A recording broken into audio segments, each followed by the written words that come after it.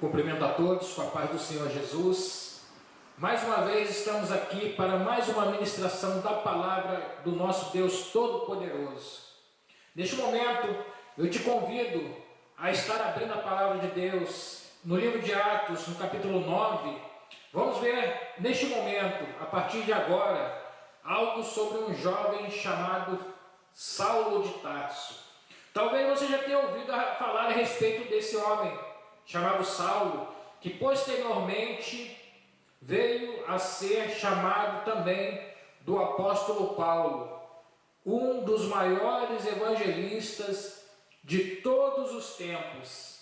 E hoje vamos ver algo aqui a respeito do ministério dele, ou melhor dizendo, a respeito do encontro que ele teve com o Senhor Jesus. E eu tenho certeza, meu amado, minha amada, que assim como o Senhor Jesus encontrou a Saulo no caminho, onde ele estava indo para uma cidade chamada Damasco, assim como você também, talvez estivesse com um pensamento em fazer algo, mas o Senhor Jesus, ele resolveu ter um encontro contigo e ministrar essa palavra ao teu coração.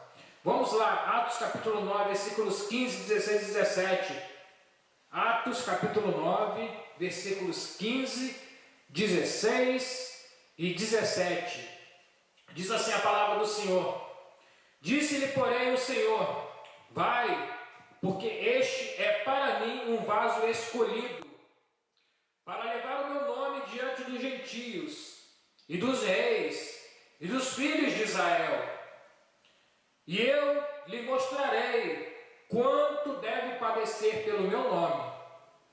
E Ananias foi e entrou na casa, e impondo-lhe as mãos, disse: Irmão Saulo, o Senhor Jesus, que te apareceu no caminho por onde vinhas, me enviou, para que tornes a ver e sejas cheio do Espírito Santo. Aleluia!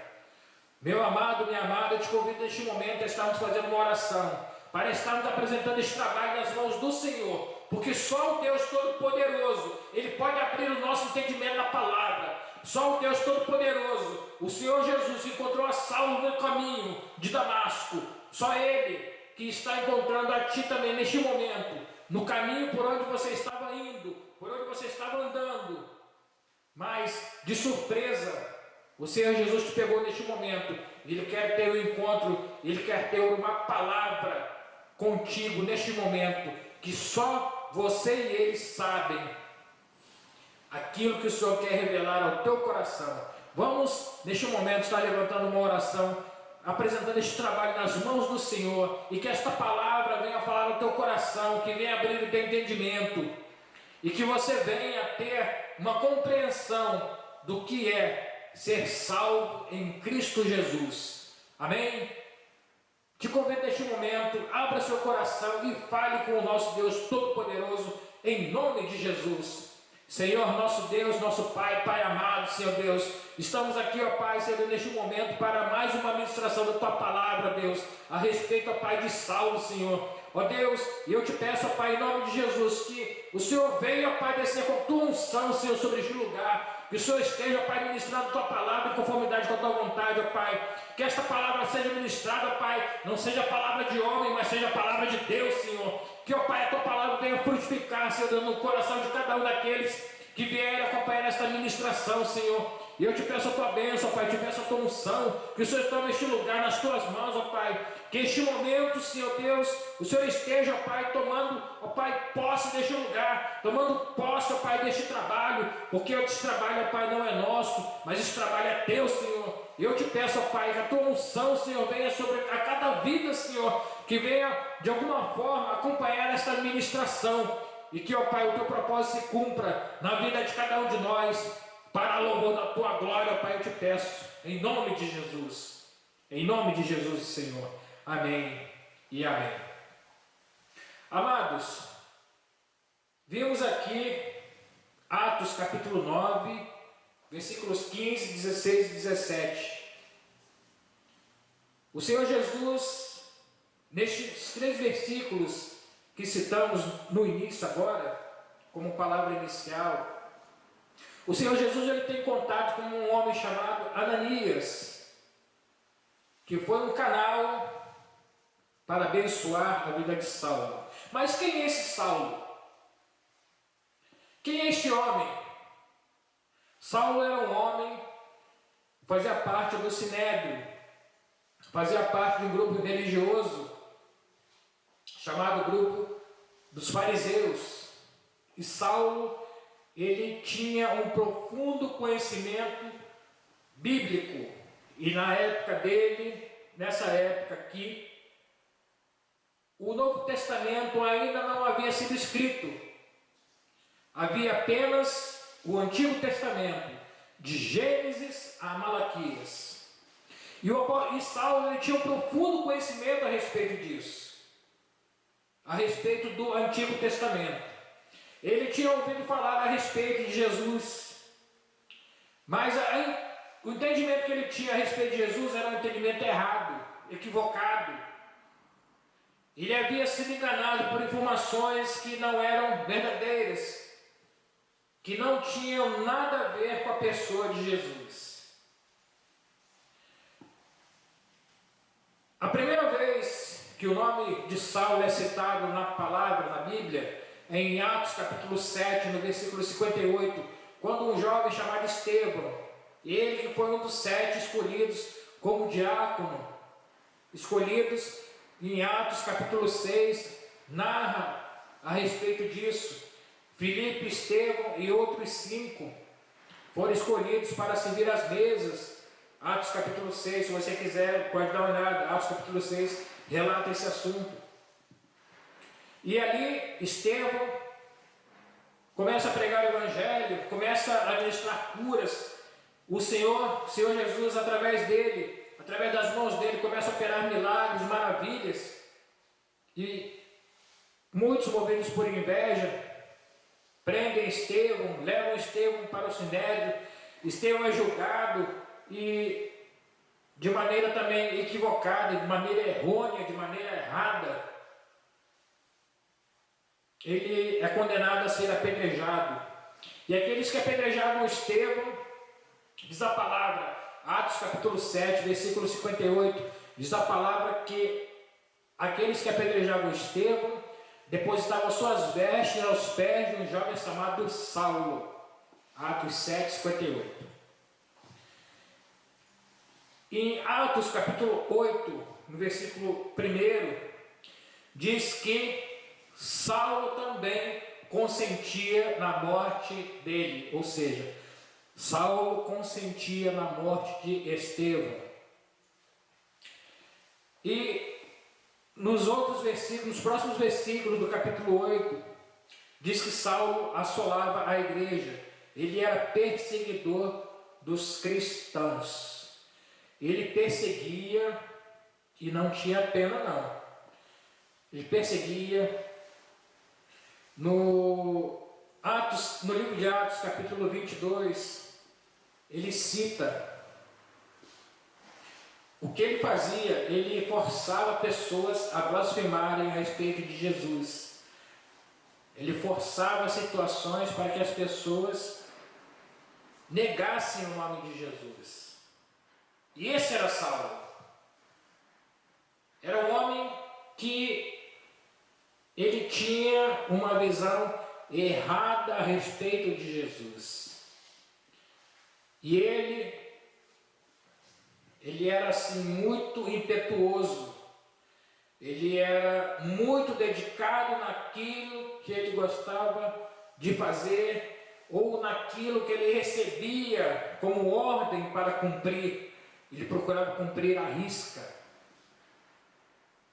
E o Senhor Jesus já estava de olho nele. Em algum momento, não sabemos exatamente quando. Muitos acreditam que a oração que Estevão fez, quando ele estava sendo apedrejado, Atos capítulo 7, né?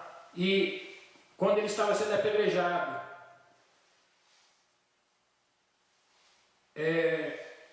Estevão se coloca de joelhos e faz uma oração e diz: Senhor, não lhes impute este pecado.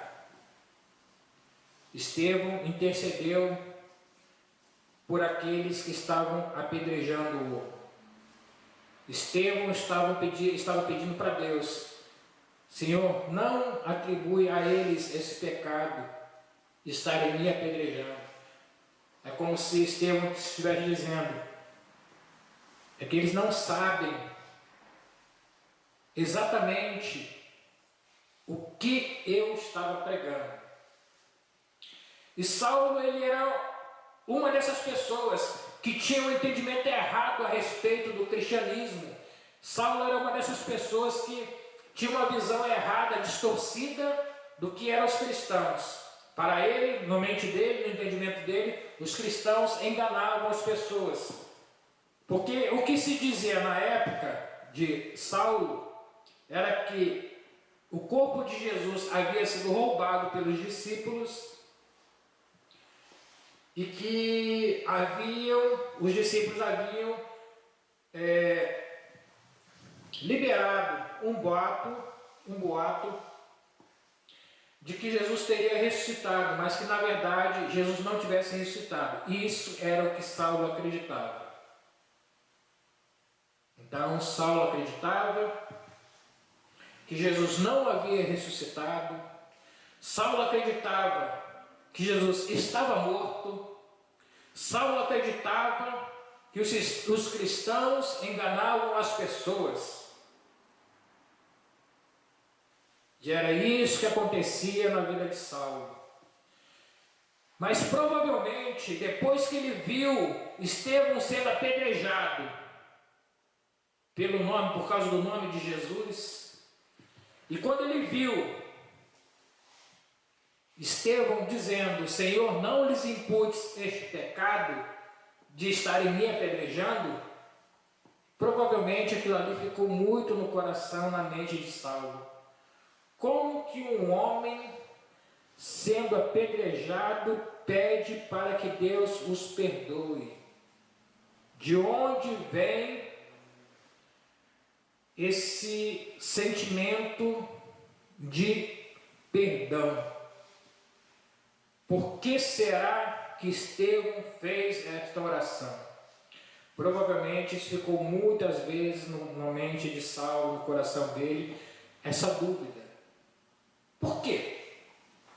O que levava um homem sendo apedrejado, pedindo para Deus: perdoa, Senhor?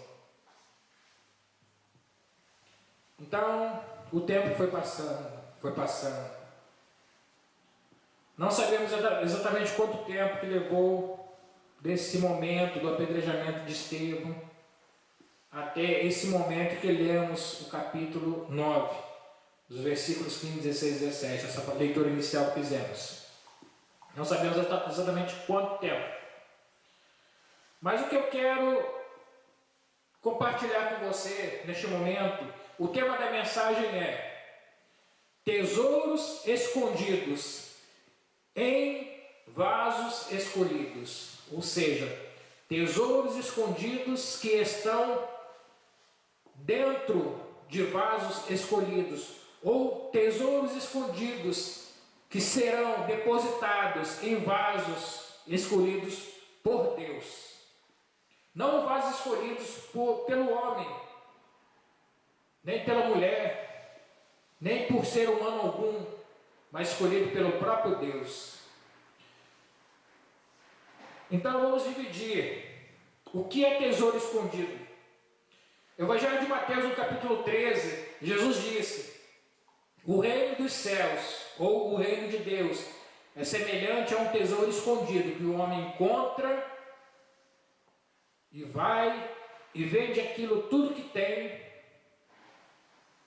para que tome posse desse tesouro. O reino de Deus, então, é como um tesouro escondido. E vaso escolhido. A Bíblia, a palavra de Deus, ela se refere muito a nós cristãos como vasos. Por que vaso? Vaso é onde você coloca uma planta para que ela germine, para que ela brote, para que ela cresça. A partir daí, você tem como pegar aquela planta e levar para onde você quiser. Assim Deus faz conosco. Deus nos pega, nos coloca a semente, que é a palavra dele, a palavra de Deus, planta no nosso coração e ela começa a germinar. Começa a germinar e começa a crescer. E quando começa a crescer e florescer, então ele coloca de um lugar para outro, ele vai levando de um lugar para outro, para que venha a florescer de acordo com o propósito, com o plano que ele tem para a vida de cada um de nós. Tesouros escondidos em vasos escolhidos. Mas por que esse título? Vamos acompanhar aqui e você vai compreender. Vamos voltar um pouco em Atos, no capítulo 9, a partir do versículo 1. Acompanhe a leitura. Você estiver com a Bíblia na mão, você pode acompanhar a leitura. Alguma coisa, uma palavra ou outra pode mudar devido à versão da tradução, mas o sentido é praticamente o mesmo. Atos capítulo 9, versículo 1 em diante, diz: E Saulo, respirando ainda ameaças e mortes contra os discípulos do Senhor, dirigiu-se ao sumo sacerdote e pediu-lhe cartas para Damasco, para as sinagogas, a fim de que se encontrasse alguns daquela seita, quer homens, quer mulheres, os conduzisse presos para Jerusalém. Então Saulo, respirando ainda ameaças e mortes, ou seja, ele estava ainda naquele sentimento perverso de que eu preciso encontrar esses cristãos que estão enganando as pessoas. Só que na verdade ele que estava sendo enganado. Ele achava que os cristãos não falavam a verdade, ele achava que Jesus não tinha ressuscitado.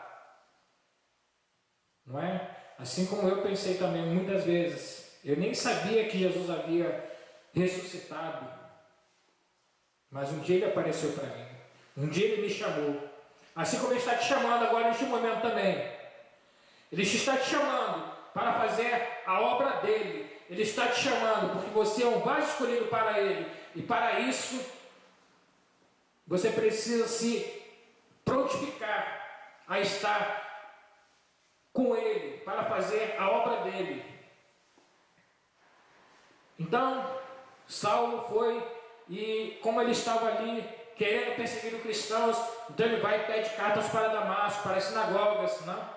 A fim de que se encontrasse alguns daquela seita que eles achavam que era seita, porque eles achavam que o cristianismo era uma religião antibíblica. E na verdade é justamente o contrário. O cristianismo, a palavra de Deus, a igreja evangélica, autêntica, logicamente, igreja evangélica que prega a palavra de Deus. Essa é a correta. Então ele pede cartas para buscar homens e mulheres, ele queria levar presos para Jerusalém, porque em Jerusalém ficava o Sinédrio, no caso, a sede, no caso, de onde ele estava ali servindo aos fariseus, que era a religião que ele fazia parte. Entretanto, versículo 3 diz: E indo no caminho, aconteceu que, chegando perto de Damasco, subitamente o cercou um resplendor de luz do céu. E caindo em terra, ouviu uma voz que lhe dizia: Saulo, Saulo, por que me persegues? Ele ouviu a voz, mas não via ninguém. Saulo, Saulo, por que me persegues? Versículo 5. E ele disse: quem és, Senhor? E disse o Senhor: eu sou Jesus, a quem tu persegues. Duro é para ti recalcitrar contra os aguilhões. E ele, tremendo e atônito, disse: Senhor, que queres que eu faça? E disse-lhe o Senhor: levanta-te e entra na cidade, e lá te será dito o que te convém fazer. E os homens que iam com ele pararam espantados, ouvindo a voz, mas não vendo ninguém. E Saulo levantou-se da terra, e abrindo os olhos não via ninguém. E guiando-o pela mão, o conduziram a Damasco. E esteve 3 dias sem ver, e não comeu nem bebeu. Aqui vamos parar um pouco para meditar em algumas coisas. Saulo, ele estava ali caminhando para Damasco, no deserto. Caminhando ali, respirando ameaças, não é? Com aquela vontade enorme de encontrar logo aqueles cristãos e cumprir a tarefa que ele havia recebido, de prender os cristãos e levar para Jerusalém. Mas Deus começou a mover situações na vida dele, não é? Primeiramente, ele é surpreendido pelo resplendor de luz do céu. Primeira coisa que ele viu foi um resplendor de luz. Ele estava espiritualmente, ele estava em escuridão. Então foi necessário primeiro que houvesse luz sobre ele. O que é a luz? A luz é a palavra de Deus. A luz, o que traz entendimento ao nosso espírito, o que traz entendimento para nós a respeito de Deus, a respeito de salvação, é a palavra de Deus. A palavra de Deus que vai nos dar essa luz do céu. É a palavra de Deus que vai nos dar essa luz para nos dar entendimento. É a palavra de Deus que vai nos mostrar a verdade de quem está enganando quem. Se você for analisar a palavra de Deus, você vai ver que não há salvação em outra pessoa, em outro nome que não seja no nome de Jesus. Não há salvação em nenhum outro. Atos capítulo 4, versículo 12, dito pelo apóstolo Pedro. Pelo apóstolo Paulo, 1 Timóteo capítulo 2, versículo 5.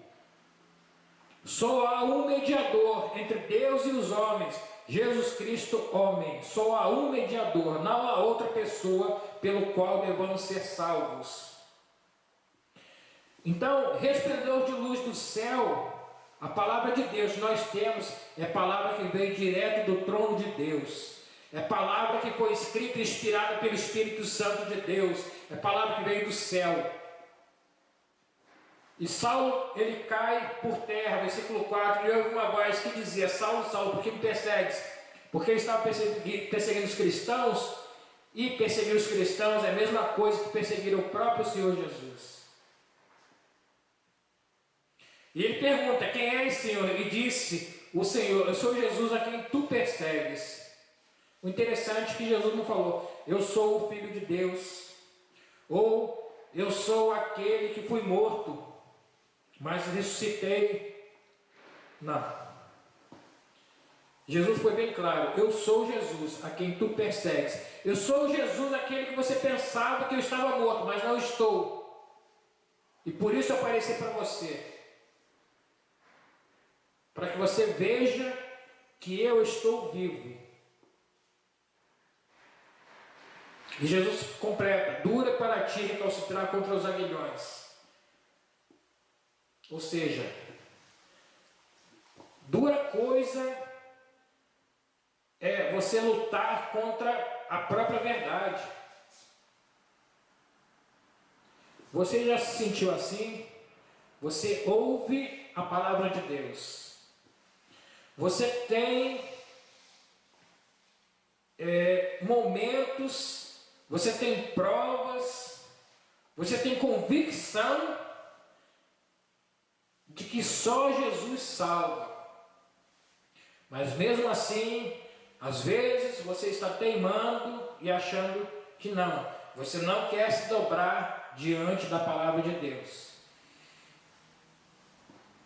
Então, duro é para ti recalcitrar contra os aguilhões. Aguilhões, irmãos, eram como se fosse, na época ali do apóstolo Paulo, na época de Jesus, né? Os aguilhões eram tipo lâminas.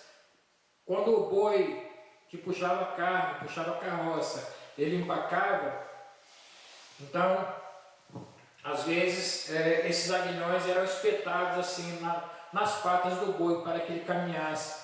E ao invés dele caminhar, ele dava coices. Só que quanto mais ele dava coices, mais ele se machucava. Então, é algo assim, semelhante.